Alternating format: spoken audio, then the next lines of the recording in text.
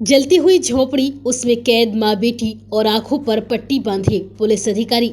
ये मंजर है उत्तर प्रदेश के कानपुर जिले के मंडौली गांव का, जहां बुलडोजर चलाने की कार्रवाई करने पहुंचे पुलिस वालों के सामने ही माँ बेटी की जलकर दर्दनाक मौत हो गई। जिस लड़की की मौत हो गई उसकी इसी साल शादी होनी थी। पूरे परिवार की इकलौती बेटी थी, इसलिए सब उसकी शादी धूमधाम से करने की तैयारियों में जुटे हुए थे। लेकिन वो दिन आने से पहले ही ऐसी घटना हो गई जिसने पूरे परिवार की खुशियों को झटके में मातम में बदल दिया। दरअसल सोमवार दोपहर 3 बजे एसडीएम मेथा जनवेश्वर प्रसाद रूरा, एसएचओ दिनेश गौतम और लेखपाल अशोक सिंह बुलडोजर लेकर मंडौली गांव पहुंचे और साथ में 15 पुलिसकर्मी मौजूद थे।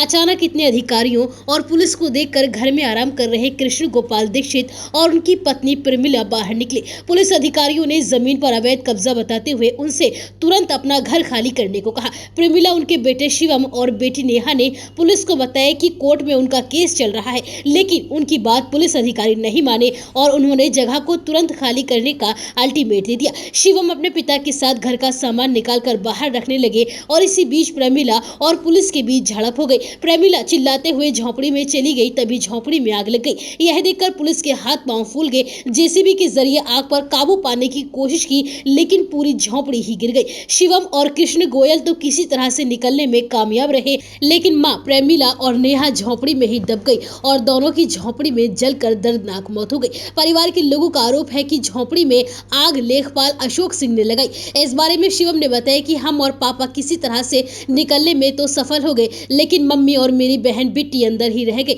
हम उनको नहीं बचा पाए। आग लगने के बाद ये सारे पुलिसकर्मी और अधिकारी वहां से भाग खड़े हुए। बताया गया है कि झोपड़ी में जान गंवाने वाली नेहा उस परिवार की इकलौती बेटी थी। पिछले साल जब उसके बड़े भाई की शादी हुई तो माँ और बहन सबसे ज्यादा खुश थी। दिन रात तैयारियों में जुटे रहते थे। भाई बताते हैं कि मेरी शादी में सब रिश्तेदार मेरी बहन को चिढ़ा रहे थे कि अब अगला नंबर उसी का है। वो अपनी शादी की बात सुनकर ही शर्मा जाती थी, लेकिन हमें क्या पता था कि वो पल कभी भी नहीं आ पाएगा। मृतक नेहा के भाई अंश ने बताया कि शिवली इलाके से बहन नेहा की शादी होने वाली थी। पूरा परिवार उसकी शादियों को लेकर बहुत खुश था, तैयारियों में जुटा हुआ था, लेकिन हमें यकीन नहीं हो रहा है कि नेहा हमें छोड़कर चली गई है। उसके जाने के बाद मानो घर की रौनक ही चली गई हो। मुझे सरकार से यही कहना है कि जिसने भी मेरी बहन और मां को मारा है उसे गिरफ्तार कर कड़ी से कड़ी सजा दी जाए। वहीं इस अग्निकांड के मामले में एसडीएम को सस्पेंड कर दिया गया है, जबकि लेखपाल और जेसीबी के ड्राइवर को गिरफ्तार कर लिया गया है। डिप्टी सीएम ब्रजेश पाठक ने वीडियो कॉन्फ्रेंसिंग से पीड़ित परिवार से भी बात की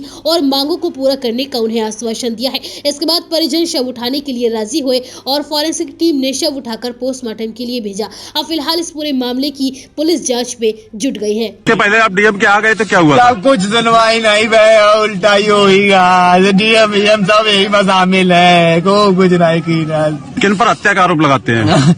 हम एसडीएम लेखपाल और डीएम पर भी? हाँ, डीएम नेहा जैन ही सब साजिश करता है। नेहा जैन है, गोरे दीक्षित है, ये साजिश करता है।